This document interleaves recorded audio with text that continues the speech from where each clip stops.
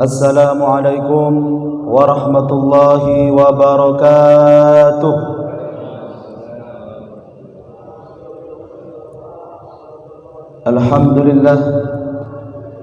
Alhamdulillahi rabbil alamin wal aqibatu lil muttaqin wala udwana illa 'alal zalimin.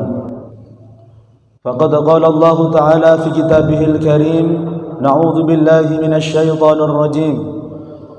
وَإِذْ قَالَ مُوسَى لِقَوْمِهِ اذْكُرُوا نِعْمَةَ اللَّهِ عَلَيْكُمْ إِذْ أَنْجَاكُمْ مِنْ آلِ فِرْعَوْنَ يَسُومُونَكُمْ سُوءَ الْعَذَابِ يُذَبِّحُونَ أَبْنَاءَكُمْ وَيَسْتَحْيُونَ نِسَاءَكُمْ وَفِي ذَلِكُمْ بَلَاءٌ مِنْ رَبِّكُمْ عَظِيمٌ وَإِذْ تَأَذَّنَ رَبُّكُمْ لَئِنْ شَكَرْتُمْ لَأَزِيدَنَّكُمْ وَلَئِنْ كَفَرْتُمْ إِنَّ عَذَابِي لَشَدِيدٌ.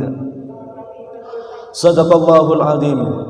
Kesempatan subuh yang berbahagia ini kita sedikit mengutip tentang mengambil semangat perjuangan para pahlawan dalam menegakkan kemerdekaan Republik Indonesia, sehingga nanti kita sampai arti apa makna kemerdekaan yang sesungguhnya. Jamaah yang dimuliakan Allah Subhanahu wa taala, Allah Subhanahu wa taala berfirman, di mana ayat ini turun 1400 silam, 1400 tahun yang lalu, mengingatkan kepada Nabi Muhammad akan perjuangan dan kemerdekaan yang direbut oleh Nabi Musa alaihissalam. Di mana ayat itu juga mengingatkan kepada kita saat ini, dimanapun kalian berada, anak bangsa, saat ini, di bulan ini, diingatkan suatu momen. Apa kata Allah mengingatkan pada saat itu? Wa idh qala Musa liqaumihi. Diawali dengan kata idh. Idh ini menunjukkan arti tanbih, mengingat, bukan hanya sekedar tanbih. Ada suatu pelajaran yang harus kalian ambil. Apa maknanya? Allah lanjutkan, qala Musa liqaumihi uzkuru ni'matallahi alaikum, dan seterusnya. Mengingatkan, hai Muhammad, tidakkah kau ingat dulu Musa, aku telah selamatkan dari kejaran Fir'aun, di mana Fir'aun itu indikator kejahatannya itu manusia yang paling buruk, karena yudabbihuna abna'akum, kekejaman beliau, kekejaman Fir'aun itu suka membunuh anak laki-laki dan mengubur anak perempuan yang masih hidup.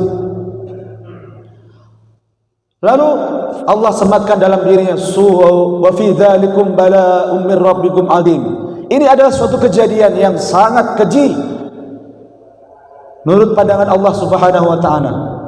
Hampir-hampir mirip kalau kita tarik di sebuah perjuangan para pahlawan yang telah gugur mendahului kita saat ini. Kalau kita saat ini, Bapak dan Ibu, kalau kita tidak baca sejarah ataupun kita tidak melihat pelajaran-pelajaran sejarah yang ada diajarkan di sekolah-sekolah kepada anak kita, maka kita akan lupa, bahkan lalai arti sebuah pengorbanan dan perjuangan yang sudah ditorehkan oleh para pendiri-pendiri kita itu. Coba Bapak dan Ibu tanyakan hari ini kepada anak-anak kita, perjuangan apa, sejarah bagaimana orang tua dulu merebut kemerdekaan. Mungkin sedikit sekali anak-anak kita yang ingat. Bahkan kita sendiri pun jujur aja, kalau kita tidak baca perjuangan, kita pun lupa, seperti biasa-biasa aja ketika memasuki 17 Agustus. Sedikit kami nukil dari beberapa keterangan para ulama dan para di buku sejarah, bahwa kemerdekaan itu, Bapak dan Ibu jamaah yang dimuliakan Allah Subhanahu wa taala, ini bukan hadiah. Ya, ingat sekali lagi, ini bukan hadiah sebagaimana negeri-negeri lain seperti Malaysia, Singapura, itu dikasih hadiah sama para penjajah. Nih, aku kasih, merdekalah. Tapi Indonesia kita ini Bapak dan Ibu, bukan dikasih tapi direbut. Karena tidak ada satupun makhluk yang ada di bumi ini yang akan tahan akan penindasan, penjajahan. Bahkan 350 tahun kita dijajah. Berapa generasi itu Pak, Bu? Kakek dan nenek kita itu. Maka saya ingatkan yang kedua, bahwa kemerdekaan yang hari ini kita nikmati saat ini Bapak dan Ibu yang dimuliakan Allah Subhanahu wa taala, atas berkat rahmat Allah Subhanahu wa taala yang tercantum dalam Undang-Undang 1945, di mana kita harus mengakui bahwa kemerdekaan yang kita raih saat ini adalah anugerah dari Allah Subhanahu wa taala. Karena apa? Memiliki arti sebuah perjuangan yang sangat-sangat dalam. Bagaimana mungkin bambu runcing bisa mengalahkan tank, meriam, bahkan bom sekalipun? Tidak logis. Apa yang perlu kita ingat? Perjuangan merebut kemerdekaan itu, Bapak jamaah yang dimuliakan Allah Subhanahu wa taala, ini atas berkat perjuangan para ulama-ulama dulu. Karena yang sangat-sangat religiusnya, setelah berhasil mengalahkan Belanda dan menundukkan Jepang, maka Bung Karno atau Insinyur Soekarno memproklamirkan proklamasinya pada hari Jumat. Ini kalau tidak didalami dalam-dalam, ya hanya sekedar hari Jumat tanggal 17 Agustus. Tapi ada makna yang tersirat yang ingin dibawa oleh Insinyur Soekarno dan di belakangnya para ulama yang sedang berbaris. Apa yang beliau ingatkan? Bahwa Insinyur Soekarno ingin mengingatkan kepada kita saat ini, aku telah memproklamirkan proklamasi kemerdekaan itu pada tanggal 9 bulan Ramadan 1436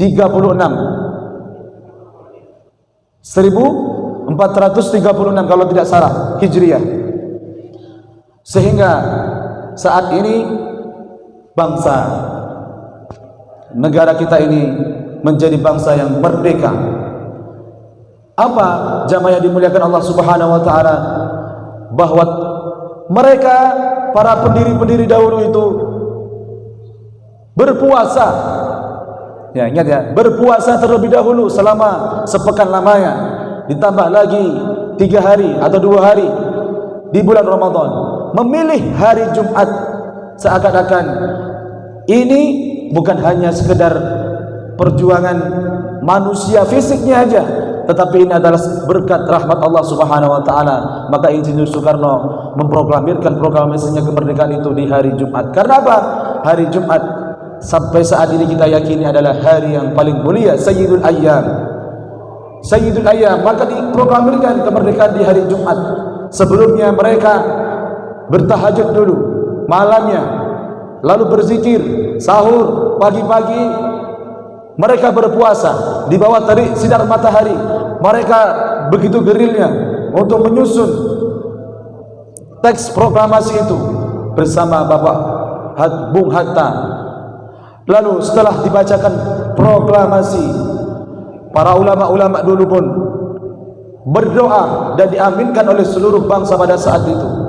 Karena diyakini suatu doa apabila dipanjatkan di hari Jumat itu akan makbul adanya. Jamaah yang dimuliakan Allah Subhanahu wa taala, ini ada unsur religiusnya yang harus kita sinergikan dari tahun ke tahun sampai saat ini. Karena pada saat itu pun memiliki satu kesatuan pemahaman, kalau ini berkat atas rahmat Allah Subhanahu wa taala, maka rasa syukurnya itu aku ingin bacakan teks proklamasi ini di hari Jumat dalam keadaan berpuasa lagi, lalu di hari Jumat lagi, bagaikan satu titik di atas cermin, di mana mungkin tidak ada yang bisa menghalangi doa pada saat itu. Diaminkan oleh seluruh para ulama dan para pejuang dan rakyat Indonesia pada saat itu. Lalu kalau kita lihat hari ini jamaah yang dimuliakan Allah Subhanahu wa taala, kemerdekaan yang susah payah direbut oleh para pendiri dulu, para pendahulu kita, maka saat ini seperti berubah 90 derajat. Karena apa? Kemerdekaan yang kita helat di 77 tahun saat ini pun kayaknya tidak ada unsur religius sama sekali. Bapak dan Ibu yang jamaah yang dimuliakan Allah Subhanahu wa taala, disadari atau tidak, masyarakat sekarang mungkin hanya sekedar rasa syukur di mulutnya saja. Mereka mengatakan merdeka, tetapi justru dalam dirinya dijajah. Ya, tidak adakah unsur doa bersama? Udah langka kita temukan saat ini. Adakah yang menonton atau mendengarkan ceramah perjuangan dari para tokoh pahlawan? Mungkin langka sekarang Ustaz untuk menyampaikan. Maka yang terjadi saat ini adalah lo gue, seperti individualisme yang terjadi saat ini. Hanya sedikit masyarakat yang bisa terus mengembangkan dan memberikan pencerahan kepada anak-anak kita. Maka tanpa kita sadari, Bapak dan Ibu jamaah yang dimuliakan Allah, keadaan khususnya kepada anak-anak kita ini punya sifat sekuler.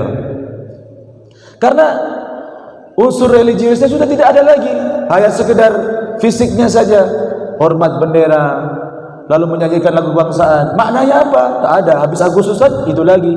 Dan parahnya lagi, ada sebagian daerah-daerah itu memanggil orjen tunggal, lalu ada artisnya berjoget-joget di atasnya, lalu semua ditanya, kenapa Bapak lakukan ini? Karena negeri kita sedang mengadakan HUT, kemerdekaan Republik Indonesia yang ke-70 sekian misalnya. Apakah dengan kayak gitu mengucapkan rasa syukur kemerdekaan dengan mempertontonkan aurat di depan publik, lalu dengan berjoget-joget sampai larut malam, lalu kita begadang, lantas paginya kita meninggalkan salat subuh? Maka ini menjadi pelajaran yang sangat penting. Seakan-akan kita itu berkhianat, Bapak Ibu, kepada para pendiri dulu. Para pendiri dulu ketika memproklamirkan kemerdekaan, membawa dan sangat-sangat memberikan pelajaran arti sebuah kemerdekaan itu tentang agamanya Allah Subhanahu wa taala. Lalu saat ini kita jauh dari itu semuanya, maka pantas saja negeri ini dirundung masalah yang tak kunjung hentinya. Maka masalah satu ditutup, muncul masalah lagi, belum masalah bencana alam, belum masalah korupsi, belum masalah lain hal sebagainya. Karena barangkali disadari atau tidak, kita telah mengkhianati bangsa, mengkhianati para pendiri kita dulu, Pak. Jamaah yang dimuliakan Allah Subhanahu wa taala. Maka anak-anak kita ini hanya tahu Islam itu 3. Karena saking sekulernya saat ini, Pak, anak kita ini cuma tahu 3. Yang pertama, anak itu tahu Islam ketika dia lahir. Nah, tahu Islam, tahu. Kenapa? Bapak saya dulu mengazankan saya waktu lahir. Selebihnya bapak saya sibuk. Kamu ngaji dari mana? Saya ngaji sama guru ngajinya. Habis itu motor-motoran lagi. Adabnya tak dipakai. Satu, mereka tahu Islam ketika dia lahir. Kedua, mereka tahu Islam, anak-anak kita remaja saat ini yang sudah menikah ataupun mau menikah, tahu Islam hanya saat menikah saja, Pak. Banyak para penghulu maupun para wali hakim ketika menuntut kalimat syahadat, apa yang mereka membaca kalimat syahadat saja mereka belepotan. Kamu gimana ini baca syahadat kok belum bisa? Karena ya memang tidak ada religiusnya, Pak. Dan itu banyak kita temukan saat ini. Islam hanya ada di KTP-nya. Baca syahadat aja. Dan tahu Islam yang ketiga, tahunya ketika sudah mati. Kenapa? Kalau orang mati dibawa ke masjid. Kalau enggak mati, enggak tahu, mungkin enggak pernah pergi ke masjid. Na'udzubillahi min dzalik. Makanya kondisi sekuler apa itu? Memisahkan antara agama dan kehidupan. Agama itu hanya ada di akad nikah. Agama itu kalau sudah mati dibawa ke masjid lalu dibawa ke pemakaman. Sisanya orang saat ini sibuk dengan sendiri masing-masing. Kalau soal hiburan nomor 1. Tadi malam kita bisa lihat betapa banyaknya masyarakat. Tapi untuk mendatangkan ke masjid ini begitu beratnya, luar biasa. Maka ini menunjukkan ada unsur sekuler-sekuler yang ada di tengah-tengah kita, Bapak Ibu yang dimuliakan Allah Subhanahu wa taala. Maka bagaimana negeri ini bisa adil, makmur? Maka kita berjalan di atas muka bumi ini, tetapi kita terlalu angkuh dan congkak karena di bawah bumi ini ada jasad para pahlawan orang dahulu yang sudah meninggalkan negeri ini dengan susah payah mereka, keringat, darah, bahkan nyawa sekalipun ditegakkan untuk Republik Indonesia ini. Saat ini jamaah yang dimuliakan Allah Subhanahu wa taala, kita diajarkan juga selanjutnya, orang tua dulu sudah tua, bisa kita lihat Pak, di kampung-kampung saat ini mungkin masih ada. Mereka rela menanam buah kelapa, nanamin sawit, nanam cengkeh, nanam kopi, nanam tumbuhan yang lainnya. Ada cucunya datang, kakek, paman, pak cik, mak cik, kenapa kakek ini nanam kelapa saat ini? Diketawain sama anak kecil. Padahal buah itu nanti kalau sudah besar berbuah, apakah kakek masih ada umurnya? Itulah yang anak-anak sekarang kita guyonkan pada saat ini. Saya nanam kelapa pada saat ini bukan untuk saya, melainkan untuk generasi setelah saya. Maka hari ini kita bisa minum air kelapa. Nikmatnya meminum air kelapa. Kadang-kadang terfikir di otak kita, bagi yang tahu kelapa ini 20 sampai 25 tahun ini tumbuh, siapa yang nanam? Pasti orang tua kita dulu. Maka perjuangan orang tua kita dulu tak lepas dari sebuah arti pengorbanan, Bapak dan Ibu yang dimuliakan Allah Subhanahu wa taala, dan itu diberikan untuk generasi selanjutnya. Maka kita saat ini dibalik apa yang bisa kita berikan untuk negeri ini saat ini dan yang akan datang untuk generasi anak kita. Kita akan mati dipanggil oleh Allah, maka goresan pena kita akan tersisa. Pendapat kita ini Pak, pola pikir kita ataupun masukan-masukan, ide-ide dan gagasan-gagasan di masjid kita ini akan kita tinggal dan akan menjadi contoh bagi generasi selanjutnya. Maka harimau mati meninggalkan belang, gajah mati meninggalkan gading, lalu manusia mati, apa yang dia tinggalkan? Ada yang bilang manusia mati meninggalkan nama, tetapi justru manusia mati itu meninggalkan pemikiran dan karyanya. Maka jangan sampai kita kalah dengan para pendiri dahulu Pak. Kalau kita sudah meninggal, orang tidak akan kenang lagi diri kita, karena kita tidak meninggalkan apa-apa. Justru sama-sama kita Pak, walaupun kecil, kita berikanlah ide dan gagasan kita untuk perjuangan masjid kita ini, masyarakat kita ini, dan umumnya kepada negeri ini, untuk selalu diberikan oleh Allah Subhanahu wa taala negeri yang baldatun thayyibatun wa rabbun ghafur. Demikian yang bisa kami sampaikan arti sebuah perjuangan dari kemerdekaan Republik Indonesia. Sayogjanya pada tanggal 17 Agustus nanti sama-sama kita merenung, bertafakur, lebih-lebih bermunajat di tengah malam kepada Allah Subhanahu wa taala. Karena sampai saat ini di 77 tahun Allah masih berikan kita nafas, Allah berikan kita hidup, Allah berikan kita semuanya Pak. Bayangkan kalau negeri ini tidak merdeka, mungkin kita saat ini beribadah pun susah Pak. Seperti negara-negara lain, untuk ke masjid saja mereka harus terancam dengan tembakan-tembakan. Mungkin saat ini kalau tidak ada kata merdeka, barangkali kita tidak bisa menghirup udara bebas seperti ini Pak. Mungkin mau keluar rumah takut karena ada rudal yang jatuh.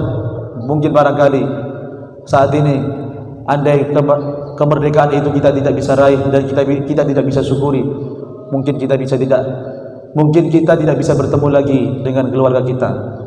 Seperti negara-negara lain, anak terpisah dengan orang tua terpisah dengan keluarganya, mencari tak tahu di mana, mengira keluarganya sudah mati padahal terpisah jauh. Maka jamaah yang dimuliakan Allah Subhanahu wa taala, kita berdoa kepada Allah Subhanahu wa taala, mudah-mudahan para pendiri dahulu selalu diberikan oleh Allah Subhanahu wa taala rahmat, diberikan tempat yang layak karena sebagai syuhada, dan kita saat ini yang masih hidup mudah-mudahan diberikan kekuatan oleh Allah Subhanahu wa taala untuk mengisi negeri ini, mengharumkan negeri ini, bahkan menjadikan contoh bagi generasi selanjutnya untuk selalu istiqomah kepada Allah Subhanahu wa taala di jalan Allah Subhanahu wa taala. Kita akhiri dengan doa kafaratul majlis. Subhanakallahumma wa bihamdika asyhadu an la ilaha illa anta astaghfiruka wa atubu ilaik. Akhirul kiram, assalamualaikum warahmatullahi wabarakatuh.